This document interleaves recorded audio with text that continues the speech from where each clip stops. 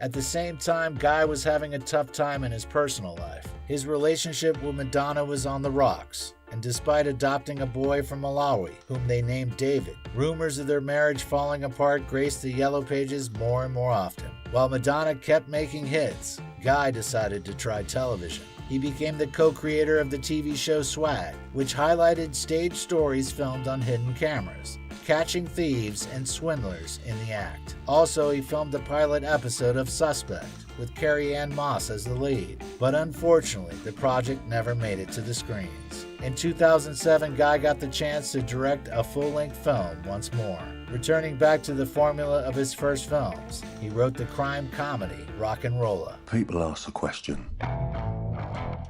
what's a rock'n'roller? Leaving gravity and mysticism behind, he immersed himself in London's contemporary underground world. Please stay there. His inspiration was the quickly changing city. Real estate prices had risen several times, and yet people from all over the world were ready to buy. The text is rife with allusions to real people, including the oligarch Roman Abramovich. A few years ago, when the big oligarch Russians came to town, they completely changed the rules of business. If they wanted something, they didn't haggle the price, they doubled the price. The fictional Yuri Amovich is also a billionaire, and often had business meetings at the football stadium. But I have a busy day. Oh, it's all right. By the way, Ritchie is a Chelsea fan, which happens to be Abramovich's club. The prototype for Johnny Quid was the soloist from the rock group The Libertines, Peter Doherty, who was famous not only because of his incredible music. No one can hold the light to your misery. You're the number one. But also for his run-ins with the law. I'd like to make a complaint. What's your name? Guy presented this new project as a return to his roots, which helped him find funding quickly. The picture was mostly paid for by the French Studio Canal, and the difference came out of Guy's own pocket. By the spring of 2007, the acting ensemble was complete. This hot little house of crime is home to a particularly nefarious group of individuals known locally as the Wild Bunch. The main role was played by Gerard Butler, who had grown famous thanks to 300 and Phantom of the Opera. This kingdom where all must pay homage to muse. My dad was a dancer. His dad before him.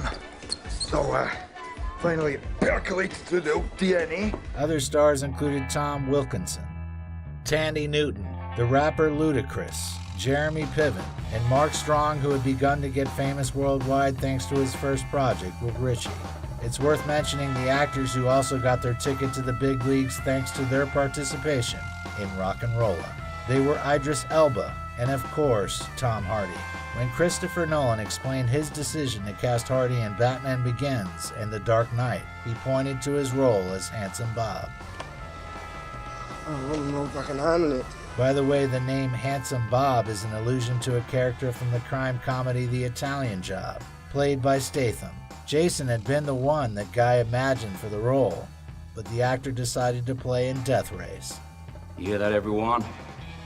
Another allusion is the mention of the name Fred the Head, who obviously is tied to the nickname of Doug the Head from Snatch. Who gives a fuck what you think? RocknRolla develops ideas thanks to incredible attention to detail, starting from small things like the 1-2 lives in house number 3-4, and ending with set decorations which reflect the struggle between conservative old London and new high-tech London.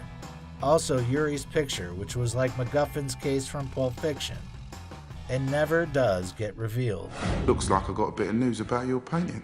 I'll have the painting for you in a couple of days, Yuri. Who's got that painting? That picture has brought me nothing but luck, Lenny. It's my lucky picture. Yeah? Yeah. The careful planning of every scene led the film crew to a live concert of the band The Subways in Bournemouth. The musicians had to perform the song Rock and Roll Queen twice so that the operators were able to shoot all the material. But the fans didn't seem to mind.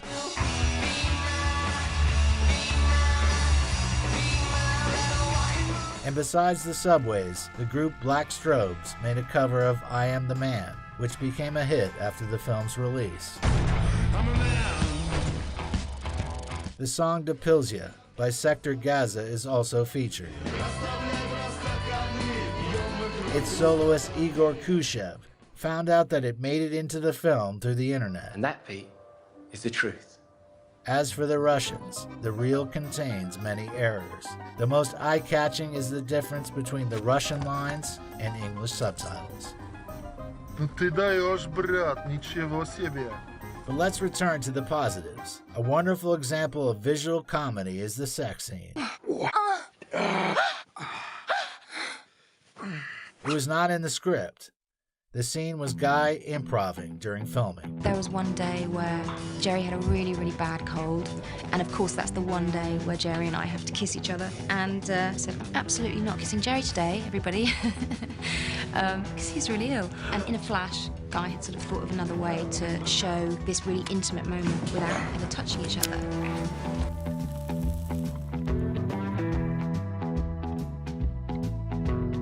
The finale of the picture captures the viewer's attention by promising a sequel for the Wild Bunch. Archie and Johnny quit. Guy has often said that the script is written and waiting for the right time, but there probably won't be a sequel. Over the years, the salaries of RocknRolla's acting ensemble have dramatically risen, and bringing such a star-studded cast together would cost investors ridiculous amounts of money. Based on the results of the first installment, only real fans would be up for that. Oh, God. Guy's fifth film cost $18 million and made $25 million in ticket sales. This number did not entice the big film studios. But thankfully, 8 years later, the critics finally praised Guy's work. The reel did not do better than his previous works, but the press noticed Guy's return to his roots, where he was able to regain his unique style and create a funny and entertaining comedy. I waited at the stop sign, got a hole in my head. Carefully entwined on the roots of the dead. Somebody help me out. Surprisingly, in 2008, Guy's film was only the third most publicized event of his life. Really? You went off a funny bastard, didn't you? Good night, lady. The second was his work on the Nike commercial, Take It to the Next Level. The video, the story of a young man who became a football star, filmed from his point of view, charmed the hearts of millions. And on the pedestal of events was Guy's divorce from Madonna. At the beginning of the year, they bought a pub in London, which they wanted to run together. But journalists had already noticed a rift in Britain's most popular couple back at the RocknRolla premiere. The next clue was Ritchie's absence from Madonna's Grammy win and her early exit from the director's 40th birthday party. In October, they officially announced that they were separating. Rumor has it that they agreed to share custody of the children and divided their assets beneficially for both sides. And though details were not published, Guy got ownership of the pub and land in Wiltshire. Before the court signed off, Ritchie had already started working on the biggest project of his career, a reel that would change his life forever. But we'll talk about that in the next part. Do you like our work? Let us know with your like and comment. Push that subscribe button and share with your friends. If you want to support the project financially, become our sponsor on Patreon or YouTube sponsorship. Thank you.